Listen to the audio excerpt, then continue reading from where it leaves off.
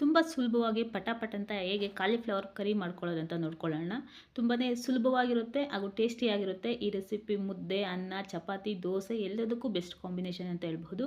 ಇಲ್ಲಿ ಮಾಡ್ಕೊಳ್ಳೋದಕ್ಕೆ ನಾನು ಒಂದು ಪಾತ್ರೆಗೆ ನೀರು ಸ್ವಲ್ಪ ಕಾಯೋಕೆ ಇಟ್ಕೊಂಡಿದ್ದೀನಿ. ಇದಕ್ಕೆ ಸ್ವಲ್ಪ ಉಪ್ಪು ಸೇರಿಸ್ಕೊಳ್ತಾ ಇದ್ದೀನಿ. ಹಾಗೆ ಒಂದು 2-3 ಬಾರಿ ತೊಳೆದಿರೋ ಅಂಥ ಕಾಲಿಫ್ಲವರ್ನ ಸೇರಿಸ್ಕೊಳ್ತಾ ಇದ್ದೀನಿ. ನಾವು ಕಾಲಿಫ್ಲವರ್ ಬೆಳೆಯೋದಕ್ಕೆ ಔಷಧಿಗಳು ಜಾಸ್ತಿ ಹಾಕಿರ್ತಾರೆ. ಅದಕ್ಕೆ ಸ್ವಲ್ಪ ಅರಿಶಿನ ಹಾಕಿ ಚೆನ್ನಾಗಿ ಇದನ್ನು ಕುದಿಸ್ಕೊಳ್ಳೋಣ. ಈಗ ಮಸಾಲೆ ರೆಡಿ ಮಾಡ್ಕೊಳ್ಳೋದಕ್ಕೆ ಒಂದು ಮಿಕ್ಸಿ ಜಾರಿಗೆ ಶುಂಠಿ ಮತ್ತು ಬೆಳ್ಳುಳ್ಳಿ ಒಂದು 8 ಎಸಳು ಸೇರಿಸ್ಕೊಳ್ತಾ ಇದ್ದೀನಿ. ಇದಕ್ಕೆ ಸ್ವಲ್ಪ ಕೊಬ್ಬರಿನ ಸೇರಿಸ್ಕೊಳ್ಳೋಣ. ಹಾಗೆ ಒಂದು 2 ಈರುಳ್ಳಿನ ಕಟ್ ಮಾಡಿ ಇಟ್ಕೊಂಡಿದ್ದೀನಿ, ಅದನ್ನು ಸೇರಿಸ್ಕೊಳ್ತಾ ಇದ್ದೀನಿ. ಸ್ಪೈಸಸ್ಸು ಚಕ್ಕೆ ಸ್ವಲ್ಪ 1 ಇಂಚಷ್ಟು ಹಾಗೂ ಲವಂಗ ಒಂದು 4 ಸೇರಿಸ್ಕೊಳ್ತಾ ಇದ್ದೀನಿ. ಹಾಗೆ ಗಸಗಸೆ ಒಂದು 1/4 ಟೇಬಲ್ ಸ್ಪೂನ್ ಸೇರಿಸ್ಕೊಳ್ಳೋಣ. ಒಂದು ಅರ್ಧ ಟೇಬಲ್ ಸ್ಪೂನ್ ಆಗೋಷ್ಟು ಕಡಲೆಪಪ್ಪು ಸೇರಿಸ್ಕೊಳ್ಳೋಣ. ಕಡಲೆಪಪ್ಪು ಜಾಸ್ತಿ ಸೇರಿಸ್ಕೊಂಡ್ರೆ ಸಾಂಬಾರು ತಿಕ್ನೆಸ್ ಜಾಸ್ತಿ ಆಗಿಬಿಡುತ್ತೆ. ಮತ್ತು 1/4 ಟೇಬಲ್ ಸ್ಪೂನ್ ಅರಿಶಿನ ಪುಡಿ, ಅರ್ಧ ಟೇಬಲ್ ಸ್ಪೂನ್ ಅಚ್ಕಾರದ ಪುಡಿ, ಹಾಗೆ 1 ಟೇಬಲ್ ಸ್ಪೂನ್ ಧನಿಯಾ ಪುಡಿ, ಸ್ವಲ್ಪ ಕೊತ್ತಂಬರಿ ಸೊಪ್ಪು ಸೇರಿಸ್ಕೊಳ್ಳೋಣ. ಸ್ವಲ್ಪ ನೀರು ಸೇರಿಸ್ಕೊಂಡು ನೀಟಾಗಿ ಗ್ರೈಂಡ್ ಮಾಡ್ಕೊಬರೋಣ. ಪೇಸ್ಟು ಸ್ವಲ್ಪ ಸ್ಮೂತಾಗಿರಬೇಕು.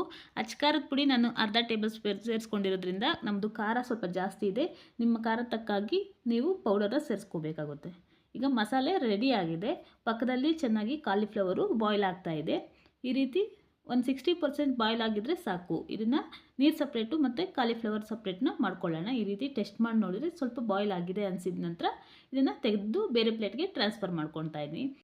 ಈಗ ಸಾಂಬಾರು ಹೇಗೆ ಮಾಡ್ಕೊಳ್ಳೋದಂತ ನೋಡ್ಕೊಳ್ಳೋಣ. ಒಂದು ಪ್ಯಾನ್ಗೆ 1-2 ಟೇಬಲ್ ಸ್ಪೂನ್ ಆಗೋಷ್ಟು ಎಣ್ಣೆ ಸೇರಿಸ್ಕೊಂಡಿದ್ದೀನಿ. ಎಣ್ಣೆ ಕಾದ ನಂತರ ಚಿಕ್ಕ ಚಿಕ್ಕ ಕಟ್ ಮಾಡಿರೋಂಥ ಈರುಳ್ಳಿ ಹಾಗೆ ಕರ್ಬೇವಿನ ಸೊಪ್ಪು ಸ್ವಲ್ಪ ಸೇರಿಸ್ಕೊಂಡು ನೀಟಾಗಿ ಫ್ರೈ ಮಾಡ್ಕೊಳ್ಳೋಣ. ಇದಕ್ಕೆ ಇಷ್ಟಪಡೋರು ಈಗ ಸ್ಪೈಸಸ್ನೂ ಬೇಕಿದ್ದರೆ ಸೇರಿಸ್ಕೋಬಹುದು. ನಂತರ ನಾವು ಮಾಡಿಟ್ಕೊಂಡಿರೋಂಥ ಮಸಾಲೆನ ಸೇರಿಸ್ಕೊಳ್ತಾ ಇದ್ದೀನಿ. ಮಸಾಲೆನ ಎಣ್ಣೆಯಲ್ಲಿ ಚೆನ್ನಾಗಿ ಫ್ರೈ ಮಾಡ್ಕೋಬೇಕಾಗುತ್ತೆ. ಅದರಲ್ಲಿ ಹಸಿ ವಾಸನೆ ಹೋಗೋವರೆಗೂ ಫ್ರೈ ಮಾಡ್ಕೊಳ್ಳೋಣ. ಎಣ್ಣೆಯಲ್ಲಿ ಸ್ವಲ್ಪ ಬಾಡಿಸ್ಕೋಬೇಕಾಗುತ್ತೆ. ಇಲ್ಲ ಅಂದರೆ ನಾವು ಸಾಂಬಾರು ಆದ ನಂತರನೂ ಸ್ವಲ್ಪ ಹಸಿ ವಾಸನೆ ಇರುತ್ತೆ. ಅದಕ್ಕೆ ಎಣ್ಣೆಯಲ್ಲಿ ಸ್ವಲ್ಪ ಚೆನ್ನಾಗಿ ಬಾಡಿಸ್ಕೊಳ್ಳೋಣ 1-2 ನಿಮಿಷ. ನಂತರ ಮಿಕ್ಸಿ ಜಾರಿಗೆ ಸ್ವಲ್ಪ ನೀರು ಸೇರಿಸ್ಕೊಳ್ತಾ ಇದ್ದೀನಿ. ಸ್ವಲ್ಪ ಸಾಂಬಾರು ಗಟ್ಟಿ ಆಗುತ್ತೆ. ನಂತರ ಅದಕ್ಕೆ ನಮಗೆ ಎಷ್ಟು ಗ್ರೇವಿ ಕನ್ಸಿಸ್ಟೆನ್ಸಿ ಬೇಕೋ ಅಷ್ಟು ನೀರನ್ನ ಸೇರಿಸ್ಕೊಂಡು ಸ್ವಲ್ಪ ಚೆನ್ನಾಗಿ ಕುದಿಸ್ಕೊಳ್ಳೋಣ. ಕುದಿಸ್ಕೊಂಡಿದ ನಂತರ ನಮ್ಗೆ ರುಚಿಗೆ ಎಷ್ಟು ಉಪ್ಪು ಬೇಕೋ ಅಷ್ಟನ್ನು ಸೇರಿಸ್ಕೊಳ್ಳೋಣ. ಸ್ವಲ್ಪ ಚೆನ್ನಾಗಿ ಕುದಿ ಬರ್ತಾ ಸಾಂಬಾರು ಗಟ್ಟಿ ಆಗ್ತಾ ಬರುತ್ತೆ. ಈಗ ಕಾಲಿಫ್ಲವರ್ನ ಸೇರಿಸ್ಕೊಳ್ತಾ ಇದ್ದೀನಿ. ಮತ್ತು ಜಾಸ್ತಿ ಸ್ಮ್ಯಾಶ್ ಮಾಡಬಾರ್ದು. ಹಾಕಿದ ತಕ್ಷಣ ಮಿಕ್ಸ್ ಮಾಡೋದು ಆ ರೀತಿ ಎಲ್ಲ ಮಾಡಬಾರ್ದು. ಸ್ವಲ್ಪ ಮೇಲೆ ಸ್ಪ್ರೆಡ್ ಮಾಡಿ ಲಿಡ್ ಕ್ಲೋಸ್ ಮಾಡಿ ಒಂದು 5 ನಿಮಿಷ ಬೇಯಿಸ್ಕೊಳ್ಳೋಣ. ಮಧ್ಯದಲ್ಲಿ ಸ್ವಲ್ಪ ಮಿಕ್ಸ್ ಮಾಡ್ಕೊಳ್ಬೇಕು, ತಳ ಇಟ್ಬಿಡುತ್ತೆ ಅಂತ. ಸ್ವಲ್ಪ ಟೇಸ್ಟ್ ಚೆನ್ನಾಗಿ ಬರುತ್ತೆ ಅಂತ ನಾನು ಕಾಸ್ಟ್ ಐರನ್ ಪ್ರಾಡಕ್ಟ್ನ ಯೂಸ್ ಮಾಡ್ತಾ ಇದ್ದೀನಿ. ಈಗ ಮತ್ತೆ ಲಿಡ್ ಕ್ಲೋಸ್ ಮಾಡಿ 1-2 ನಿಮಿಷ ಬೇಯಿಸ್ಕೊಳ್ತಾ ಇದ್ದೀನಿ. ಈಗ ರೆಡಿ ಆಗಿದೆ. ಒಂದು ಸಲ ಚೆಕ್ ಮಾಡ್ಕೊಳ್ಳೋಣ. ಈ ರೀತಿ ಒಂದು 90% ಇಲ್ಲಿ ಬಾಯ್ಲ್ ಆಗಿದ್ದರೆ ಸಾಕು. ಜಾಸ್ತಿ ಬಾಯ್ಲ್ ಆಗಿ ಸ್ಮ್ಯಾಶ್ ಆದರೆ ಅದು ಗ್ರೇವಿ ಟೇಸ್ಟು ಇರಲ್ಲ, ಚೆನ್ನಾಗೂ ಇರಲ್ಲ. ಈಗ ಸ್ಟವ್ ಆಫ್ ಮಾಡ್ಕೊಳ್ಳೋಣ. ನಾವು ಮೇಲೆ ಸ್ವಲ್ಪ ಗಾರ್ನಿಷಿಂಗ್ಗೆ ಕೊತ್ತಂಬರಿ ಸೊಪ್ಪನ್ನ ಸೇರಿಸ್ಕೊಳ್ತಾ ಇದ್ದೀನಿ.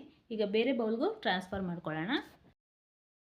ಒಂದು ಸಲ ಟ್ರೈ ಮಾಡಿ. ಮಸಾಲೆ ಸಾಂಬಾರು ಇಷ್ಟಪಡೋರ್ಗಂತೂ ತುಂಬಾ ಇಷ್ಟ ಆಗುತ್ತೆ ಅಂತ ಹೇಳ್ಬಹುದು. ಈ ರೆಸಿಪಿ ಇಷ್ಟ ಆದರೆ ಲೈಕ್ ಮಾಡಿ, ಇನ್ನಷ್ಟು ಜನರಿಗೆ ಶೇರ್ ಮಾಡಿ. ಮೊದಲನೇ ಬಾರಿ ನೋಡ್ತಾ ಇದ್ದರೆ ಸಬ್ಸ್ಕ್ರೈಬ್ ಮಾಡ್ಕೊಳ್ಳಿ. Thank you.